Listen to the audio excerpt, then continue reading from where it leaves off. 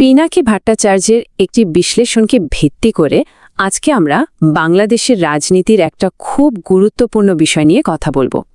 তো প্রশ্নটা কি? প্রশ্নটা হলো, জুলাই সনদ কি গণভোটের মাধ্যমে বাস্তবায়ন হবে নাকি সংসদের মাধ্যমে? এটাই কিন্তু এখনকার বিতর্কের একেবারে কেন্দ্রবিন্দুতে। আচ্ছা, এই যে বিতর্কটা হচ্ছে এর একেবারে মূলে কি আছে? চলুন একটু গভীরে গিয়ে দেখি। এই পুরো আলোচনার একেবারে কেন্দ্রে আছে জুলাই সনদ। সূত্র বলছে এটাই নাকি দেশের রাজনৈতিক সমস্যা সমাধানের জন্য একটা প্রস্তাবিত পথ। মানে সব আলোচনা, সব বিতর্ক কিন্তু এই সনদকে ঘিরেই, যে এটাকে কিভাবে বাস্তবায়ন করা হবে।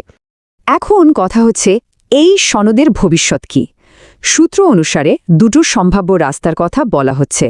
এক, জাতীয় গণভোট, মানে সিদ্ধান্তটা সরাসরি দেশের মানুষ নেবে। আর দুই, সংসদীয় প্রক্রিয়া, যেখানে জনগণের প্রতিনিধিরা মানে সাংসদরা সিদ্ধান্ত নেবেন। তো এই বিতর্কে মূল খেলোয়াড় কারা? মানে কোন কোন রাজনৈতিক শক্তি এখানে সবচেয়ে বেশি সক্রিয়? সূত্র কিন্তু কয়েকটা নাম পরিষ্কার করে দিয়েছে। চলুন দেখা যাক। সূত্র বলছে এই বিতর্কের দুই প্রধান পক্ষ হল বিএনপি আর এনসিপি বা জাতীয় কমিটি। ব্যাপারটা বেশ মজার, দেখুন। একদল চাইছে সংসদীয় প্রক্রিয়া আর আরেক দল চাইছে গণভোটের মাধ্যমে সরাসরি জনগণের রায়। তাদের এই দুই ভিন্ন অবস্থানই কিন্তু পুরো পরিস্থিতিটাকে আরও জটিল করে তুলেছে। বিএনপির ব্যাপারটা দেখুন, তাদের অবস্থান কিন্তু খুবই শক্ত। সূত্র বলছে তারা তাদের দাবিতে সম্পূর্ণ প্রতিশ্রুতিবদ্ধ বা ফুললি কমিটেড। এর মানে কি? এর মানে হলো তারা সহজে কোনো আপোষে যাবে না। তাদের অবস্থানটা বেশ দৃঢ়। আর অন্যদিকে আছে এনসিপি। তাদেরকেও কিন্তু এই বিতর্কের আরেকটা বড় শক্তি হিসেবে দেখানো হচ্ছে। বিএনপির ঠিক বিপরীতে তাদের অবস্থানটা কি, তাদের কৌশলটা কি, এর উপর কিন্তু এই বিতর্কের ভবিষ্যৎ অনেকটাই নির্ভর করছে। তবে একটা কথা মনে রাখতে হবে, এই যে এত বড় একটা বিতর্ক, এটা কিন্তু এমনি এমনি হচ্ছে না। এর একটা আইনি ভিত্তি আছে, একটা সাংবিধানিক কাঠামো আছে, যার কথা সূত্র উল্লেখ করেছে। সূত্র বলছে একটা বাধ্যতামূলক সাংবিধানিক দলিল বা বাইন্ডিংস কনস্টিটিউশনাল ইনস্ট্রুমেন্ট এর কথা। এর সোজা মানে হলো, যে সমাধানে আসুক না কেন সেটাকে দেশের সংবিধানের ভেতর থেকেই আসতে হবে। সংবিধানের বাইরে যাওয়ার কোনো সুযোগ নেই। তো কোন কোন ধারার কথা বলা হচ্ছে? প্রথমটা হলো অনুচ্ছেদ ৭। এটা খুবই গুরুত্বপূর্ণ, কারণ এখানেই বলা আছে যে দেশের সব ক্ষমতার মালিক জনগণ আর সংবিধানই সর্বোচ্চ। এরপরই আসছে অনুচ্ছেদ ১৪ কথা। এখানে কৃষক শ্রমিকের মুক্তির কথা বলা আছে, যা প্রায়ই সামাজিক ন্যায় বিচারের আলোচনায় চলে আসে। তারপর দেখুন অনুচ্ছেদ ১৮।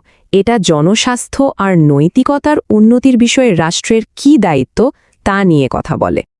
আর সবশেষে যে ধারাটা এই বিতর্কের জন্য সবচেয়ে বেশি জরুরি, সেটা হলো অনুচ্ছেদ ১৪২। কারণ এখানেই বলা আছে সংবিধান কিভাবে সংশোধন করা যাবে।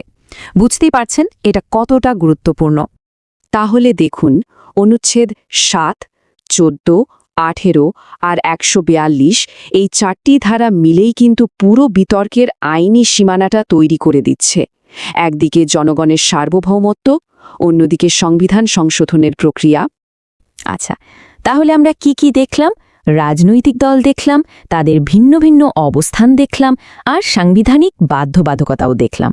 এখন এই সব কিছুকে একসাথে মিলিয়ে যদি আমরা মূল প্রশ্নটার দিকে আবার তাকাই, তো এই যে এত জটিল পরিস্থিতি, একদিকে দলগুলোর শক্ত অবস্থান, আরেকদিকে সংবিধানের নিয়মকানুন, সব মিলিয়ে সেই আগের প্রশ্নটাই আবার ঘুরে ফিরে আসছে।